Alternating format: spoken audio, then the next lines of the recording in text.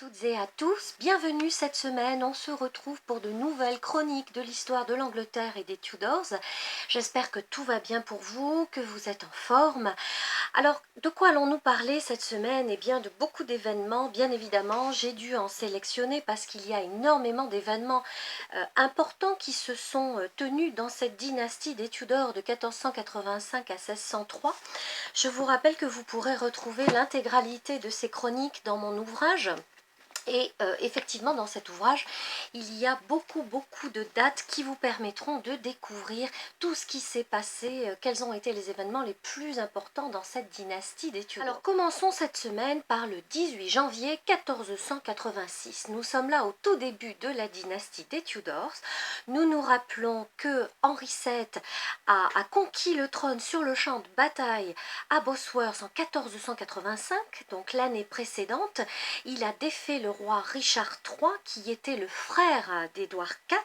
Alors Édouard IV avait bien des héritiers, mais l'on se souvient aussi de ces deux petits princes disparus de la Tour de Londres. Je vous en ai parlé dans d'autres chroniques vidéo que vous pouvez retrouver dans la rubrique vidéo en dessous de cette chaîne. Alors, qu'est-ce qu'il s'est passé eh bien, à cette date-là? Eh bien, ce fut le mariage d'Henri VII avec Élisabeth d'York. Élisabeth d'York était l'une des filles, la fille aînée d'Édouard IV et d'Élisabeth Woodville. Cette Élisabeth Woodville dont je vous ai parlé aussi, qui fut un personnage extrêmement intéressant et qui était la fille de Jacquetta de Luxembourg. Donc pourquoi est-ce qu'Élisabeth d'York s'est mariée avec Henri VII et pourquoi Henri VII a accepté d'épouser Élisabeth d'York? Eh bien tout simplement parce que Henri VII était donc un nouveau monarque sur le trône d'Angleterre et il avait besoin d'asseoir sa position, il avait besoin d'asseoir son autorité, et en épousant celle qui avait été la fille d'un roi précédent, un roi d'York, de la dynastie des Plantagenets, il mettait totalement fin à cette fameuse guerre des deux roses que l'Angleterre a connue pendant plus de 30 ans.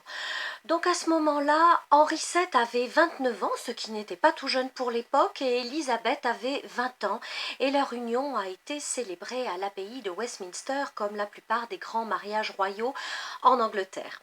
On se souvient que les York avaient comme symbole une rose blanche et que les Lancastre avaient un symbole d'une rose rouge. Eh bien, Henri Tudor, Henri VII, a choisi d'allier ces deux roses-là et d'en faire la fameuse rose rouge et blanche que nous connaissons et qui est le symbole des Tudors. Henri n'avait pas épousé Élisabeth tout de suite après être devenu roi d'Angleterre parce que le Parlement avait eu besoin de se prononcer sur la possibilité de cette alliance. De plus, une terrible épidémie de peste sévissait dans Londres à l'automne 1485. Donc il a fallu attendre un petit peu et le Parlement accepta ce projet d'union le 10 décembre 1485 et il a quand même fallu attendre le 16 décembre 1486 pour qu'une dispense papale arrive car eh bien Henri et Élisabeth étaient cousins au 4e degré. Donc on sait que quand il y avait une consanguinité comme ça, il fallait une dispense du pape qui est donc arrivée. Alors on sait que Élisabeth d'York était blonde, qu'elle avait les yeux bleus, la peau claire, elle était vraiment très jolie. Et Henri, quant à lui, était grand, il avait les cheveux foncés. Il était un bel homme selon les critères de l'époque. Ce mariage fut couronné de succès, il y eut plusieurs naissances, dont plusieurs garçons. Alors notre Arthur, dont on a beaucoup parlé, Arthur, prince de Galles, l'aîné, qui épousa l'infante d'Espagne, Catherine d'Aragon, suivi d'un frère, Henri, qui lui n'était pas destiné à devenir roi, mais la vie en a décidé autrement, et qui est monté sur le trône d'Angleterre sous le nom d'Henri VIII. Et puis il y eut plusieurs filles, dont Margaret, qui a épousé le roi d'Écosse, Jacques IV, et Marie Tudor, à ne pas confondre avec la fille d'Henri VIII. Celle-ci était sa sœur et elle épousa le roi de France, Louis XII, en premières noces, et à la mort de celui-ci, au 1er janvier 1515, vous vous rappelez, elle put épouser son amour de toujours, le beau et magnifique Charles Brandon. Alors beau et magnifique parce que nous avons des descriptions des chroniqueurs de l'époque qui nous dit que c'était un bel homme, mais on se rappelle aussi de Charles Brandon dans la série des Tudors. C'était donc un homme charmant. Donc voilà pour ce 18 janvier 1486. Le 19 janvier, nous avons eu l'exécution d'Henry Howard, qui était l'un des fils du duc de Norfolk, le troisième duc de Norfolk, l'oncle d'Anne Boleyn, hein, qui l'a condamné, on s'en souvient. La mort de Mills Coverdale, qui a été un traducteur de la Bible en anglais très connu. Et je vous propose de passer directement au 21 janvier où on a un événement d'importance. C'est la mort d'Eustache Chapuis le 21 janvier 1558. Alors notre Eustache Chapuis, nous en avons beaucoup parlé. Il fut l'ambassadeur impérial à la cour d'Angleterre de 1529 à 1545. Il est mort à Louvain en Flandre. Sa date de naissance ne nous est pas connue, mais ce que nous savons, c'est que c'était un Français. Il était issu d'une famille de notaires d'Annecy et c'est un homme qui avait fait ses études à l'université de Turin, où il était parti en Italie en 1507. Il fut diplômé de droit en 1512 et il obtint son doctorat à Rome. C'est aussi, dans sa ville natale d'Annecy qu'il fut ordonné prêtre. Il fut juge ecclésiastique à la cour épiscopale de Genève et il était connu pour sa grande éloquence. Il fut secrétaire de plusieurs évêques et secrétaire de Charles de Savoie. Puis il fut envoyé près de Charles le connétable de Bourbon, hein, connétable de France, qui, on se rappelle, a connu quelques déboires avec Louise de Savoie, la mère de François Ier, et c'est ensuite que Eustache Chapuis fut envoyé comme secrétaire privé de Charles Quint, donc roi des Espagnes et l'empereur du Saint-Empire romain germanique. Donc il fut ensuite nommé maître des requêtes et il joua vraiment un rôle très très important grâce à ses talents diplomatiques. Il était un ami très proche de la première reine d'Henri VIII, Catherine d'Aragon, qui l'a soutenu toute sa vie. Il fut d'ailleurs l'un de ses derniers visiteurs au château de Kimbolton avant que la reine décède. Je vous invite d'ailleurs à revoir la dernière chronique que j'ai pu réaliser il y a une quinzaine de jours sur la mort et sur les derniers jours et la mort de Catherine d'Aragon au château de Kimbolton. Il avait écrit des rapports justement à son maître Charles Quint avec tout un tas de détails. Il a essayé de protéger la princesse Marie le plus possible.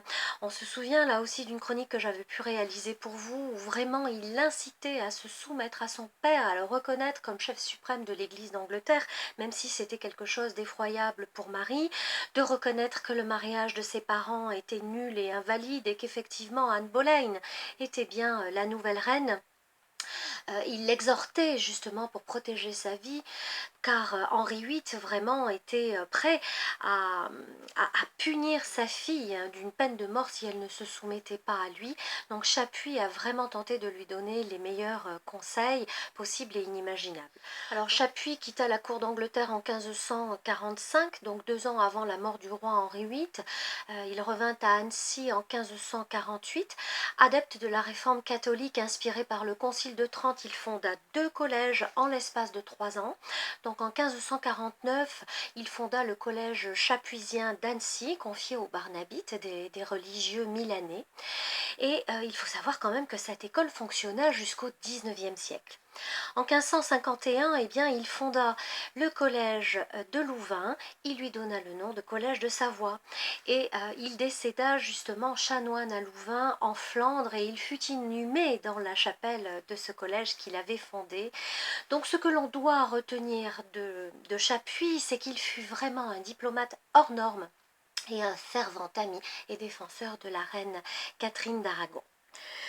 Donc je vous propose maintenant, alors il y a eu beaucoup d'autres événements très très importants. Le 22 janvier 1552, l'exécution d'Edward Seymour, le frère de Jane Seymour, la troisième reine d'Henri VIII. Le 23 janvier 1516, la mort de Ferdinand d'Aragon, le père de Catherine d'Aragon. Nous arrivons le 24 janvier 1536 lors d'un événement qui bouleversa la cour. Il y eut très grave accident lors d'une joute, lors d'un tournoi, et c'est un accident qui concerna le roi Henri VIII lui-même. Je vous en ai souvent parlé dans les chroniques, cette date est complètement fondamentale dans le changement comportemental d'Henri VIII. Alors on sait très bien que lorsque l'on a de très importants traumatismes crâniens, il y a des conséquences effroyables. Le cerveau a subi un choc terrible, le roi Henri VIII est resté plusieurs heures en étant inconscient, donc on sait que plus on reste longtemps inconscient, plus les dommages dans le cerveau sont parfois irréparables, et il est évident que c'est à partir de ce moment-là que le roi Henri VIII a eu un changement comportemental très très important. Cet événement-là qui lui a causé donc vraiment un choc terrible, où il subit également une grave blessure à la jambe qui le fera souffrir ensuite toute sa vie, qui s'infectera, qui le rendra complètement irascible, est vraiment le point de départ d'un changement très important de la part d'Henri VIII. Et vous savez que je vous ai réalisé en mai dernier une petite chronique vidéo du 1er au 20 mai 1536 sur la chute de la reine Anne Boleyn, mais il est évident aujourd'hui pour les spécialistes, médecins, historiens, que cet événement du 24 janvier 1536, donc cet accident qui a eu lieu dans le parc du palais de Greenwich, est vraiment l'un des facteurs responsables du changement du roi.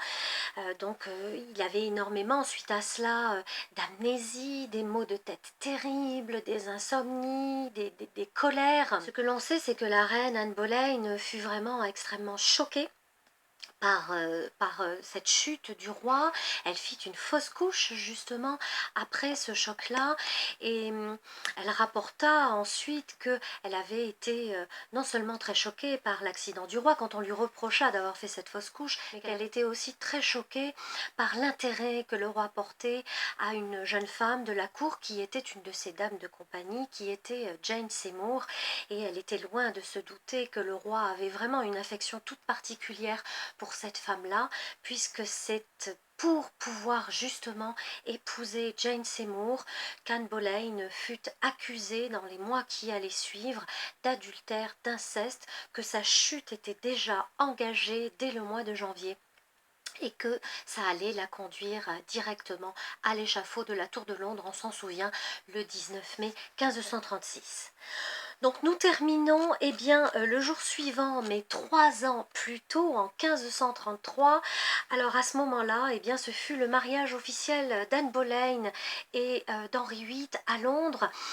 Henri VIII avait fait annuler son premier mariage avec Catherine d'Aragon en 1533 par le nouvel archevêque de Canterbury, Thomas Cranmer, et sans l'accord du pape, bien évidemment, le pape refusait cette annulation de mariage. Les clauses évoquées par Henri VIII pour lui n'étaient absolument pas recevables. Anne Boleyn était envoyée à la cour d'Autriche. Elle avait ensuite servi la reine Claude de France à la cour de France, la première reine de François Ier. Et elle était revenue en Angleterre en 1527. Donc c'est à partir de ce moment-là que le roi Henri VIII l'avait remarqué. Elle était elle aussi une dame de cour de la reine Catherine d'Aragon, et il avait quand même fallu 7 ans pour que l'annulation du mariage d'avec Catherine soit prononcée et qu'Henri VIII puisse épouser Anne Boleyn. À ce moment-là, elle était déjà enceinte. Elle avait promis au roi de lui donner l'héritier tant attendu. Elle accoucha bien d'une héritière le 7 septembre 1533, celle qui devint la grande Élisabeth, qui régna sur le trône d'Angleterre pendant près de 44 ans. Alors quelle déception pour le roi à ce moment-là, qui attendait vraiment un fils. Et bien évidemment, déjà cela constitua pour le roi une certaine déception, et cette union, ce projet d'union qui avait tant duré, délita finalement petit à petit les rapports qu'il y avait entre Henri VIII et Anne Boleyn. Anne Boleyn en plus était une femme extrêmement impétueuse, qui ne supportait pas que le roi ait des maîtresses. On sait très bien que pendant les périodes de grossesse des reines, les rois avaient des maîtresses. Alors, à l'inverse de Catherine d'Aragon, qui ne disait jamais rien, qui était extrêmement douce, qui était compréhensive des besoins du roi, eh bien Anne Boleyn, elle ne supportait pas d'être remplacée dans le lit du roi par une maîtresse, même si cela devait être ponctuel. Et finalement, ces colères ont insupporté le roi et cela a contribué justement à faire en sorte que leur relation se délite petit à petit. Donc vous voyez, en 3 ans, la relation d'Anne Boleyn et du roi s'est complètement effritée. Et ça l'amena donc à la Tour de Londres en 1536. Donc voilà pour cette semaine, il y avait vraiment beaucoup de choses. Je suis ravie de vous avoir présenté ces événements. Je vous dis à la semaine prochaine pour la suite. Je vous rappelle que vous pouvez retrouver les ouvrages sur les sirènes d'Henri VIII sur Amazon, ainsi que les chroniques de la cour des Tudors. Vous pouvez aussi vous le procurer auprès de moi si vous souhaitez une dédicace. Je vous retrouve au quotidien sur les chroniques de l'histoire par Sandra sur ma chaîne Facebook, donc avec des partages vraiment au quotidien. Merci à vous, merci à celles et ceux qui souhaitent s'abonner à cette chaîne pour ne louper aucune vidéo. Appuyez sur la petite cloche pour pouvoir justement être informé. Merci pour celles et ceux qui m'offrent un like et qui apprécient ces vidéos. Je fais de mon mieux et je vous dis à la semaine prochaine. À très bientôt.